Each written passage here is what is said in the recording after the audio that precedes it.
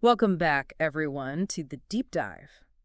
This time we're diving deep into Stalker 2, Heart of Chernobyl. Now, should you pre-order? Hmm. That's the question. Yeah, and that's a big one because on one hand you have like all this hype and excitement for this game, Yeah, people are really looking forward to this one. but then on the other you've got some concerns, like, PC performance and the fact that there are no pre-release reviews yet. Yeah, I've been seeing that too. That's a little worrying, I have to admit. But for those who haven't played the previous Stalker games, can you give us like a quick rundown? Yeah, sure. So imagine a first-person shooter, but every bullet counts.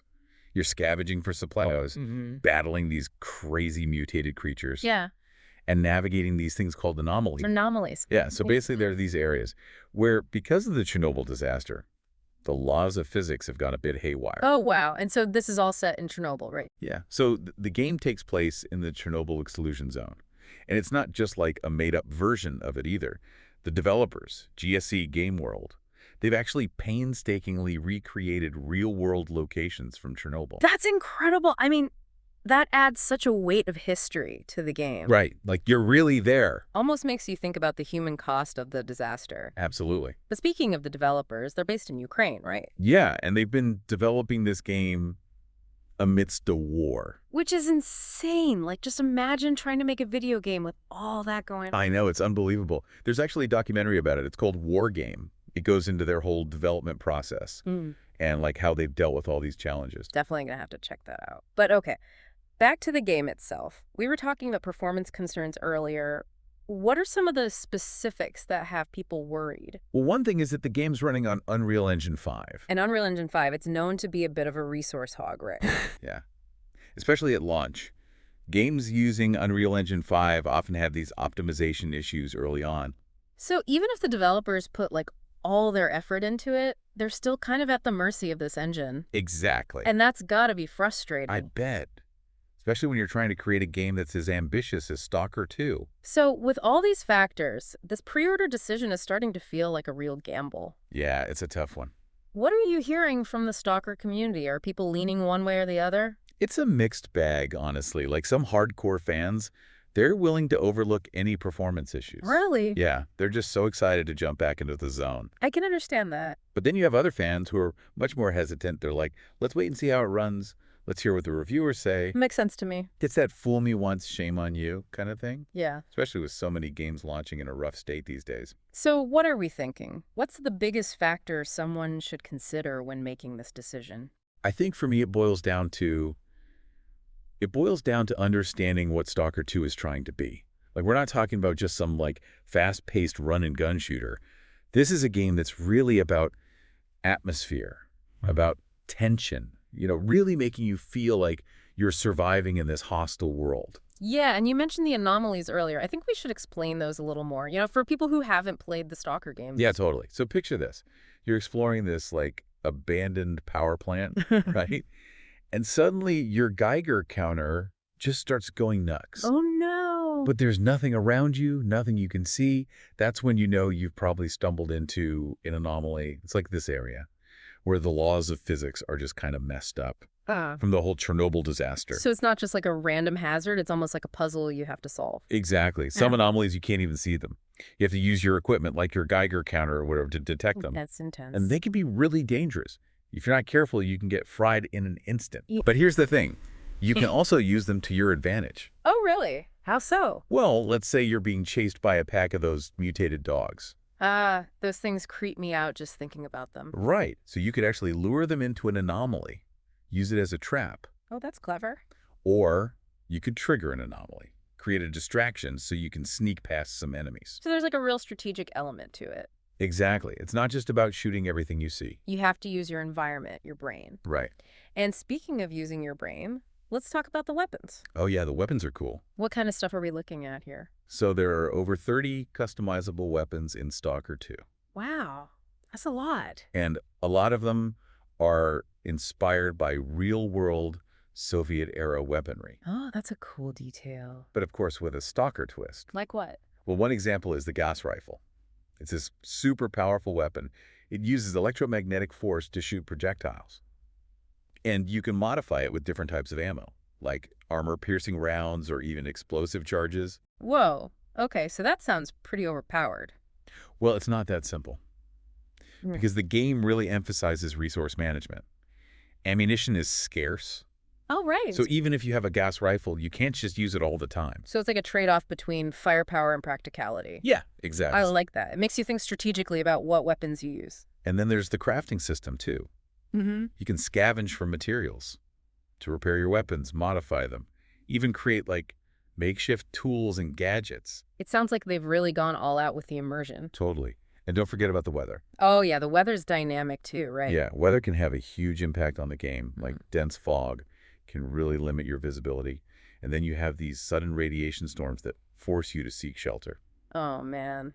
I can imagine that would be terrifying. It's intense. So you're pinned down by some mutant, a storm's rolling in, and your Geiger counter's going crazy. It's a pure survival horror. And speaking of horror, we have to talk about the mutants themselves. Oh, yeah, those guys. They look terrifying in the trailers. There are. And it's not just like they're mindless enemies, from what I've heard. Some of them have really unique behaviors, hunting patterns, even ways of communicating with each other. So it's like they're part of this ecosystem, and you're just thrown into the middle of it. And that brings us back to the core of Stalker 2, survival. It's not just about shooting your way through. It's about understanding the zone, its dangers, its inhabitants, and finding a way to exist within it. That's a great point. It's not just a game, it's a world. Right. But that also makes the pre-order question even harder, because if it's this complex, are we sure it's going to run smoothly at launch? That's the big question. Especially with how some of these big open-world games have struggled. Especially on PC. Yeah. And with no pre-release footage, it's hard to say for sure. But on the other hand, imagine being one of the first people to step into this world, to experience it all firsthand. That's the allure of pre-ordering. Being part of that initial wave of explorers, sharing your discoveries, maybe even finding some secrets. It's tempting, for sure. But before we get too carried away, let's talk about the story. Because from what I've read, it's shaping up to be just as compelling as the gameplay itself. Okay, so we've talked about surviving in the zone, right? Like scavenging, dealing with mutants, using those anomalies to our advantage. Yeah, and we touched on how this world, even though it's dangerous, still has this kind of beauty to it, and how the developers really put in the work to recreate Chernobyl, the buildings, the atmosphere. Right. But there's one more thing we need to talk about, and that's the story. Because from what I've read, Stalker 2 isn't just about surviving. It's about, like, uncovering these mysteries, making choices that really matter, and maybe even finding some hope in this pretty bleak place. What I find really interesting is that they don't just give you the story straight up. It unfolds as you explore, as you run into different factions who all want to control the zone, and as you make decisions that actually change the world around you. Okay, so let's talk about these factions for a second.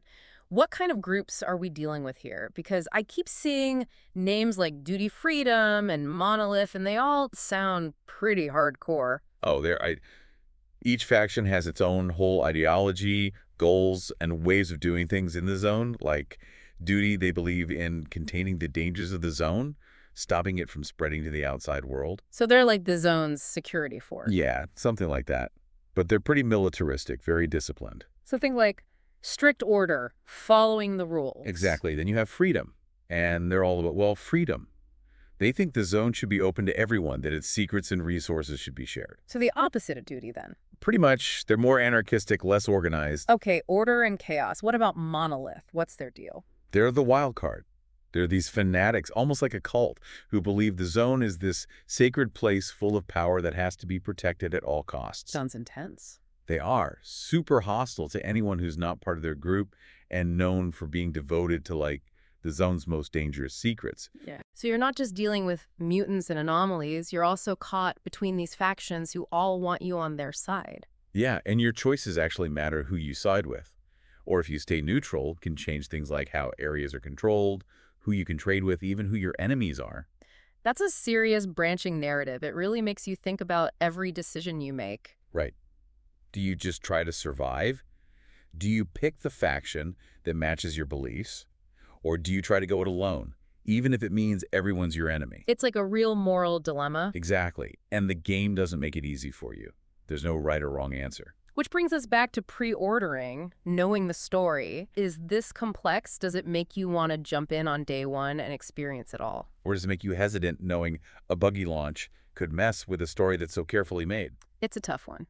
It is. But I think that's what makes this so interesting. It's not just a game, it's an experience. A whole world that wants to challenge us in so many ways. And honestly, whether you pre-order or wait, I think we can all agree that Stalker 2 shows the power of creativity, how resilient people can be, and just how fascinated we are by places like Chernobyl. I agree. And as we wrap up, I want to leave you with this. Imagine you're in the zone, your Geiger counter is going crazy, the wind's whipping through these empty buildings, and you come across a group of stalkers around a campfire. They're telling stories, sharing rumors, talking about strange things happening deep in the zone, and you realize this is just the start of your journey, a journey that will test your skills, your courage, maybe even what it means to be human. I love that sense of mystery, the danger, the possibilities, whether you face it now or later, the zone is waiting. And hey, maybe those who go in early will have the best stories to tell, the ones about overcoming glitches and finding hidden things in the game.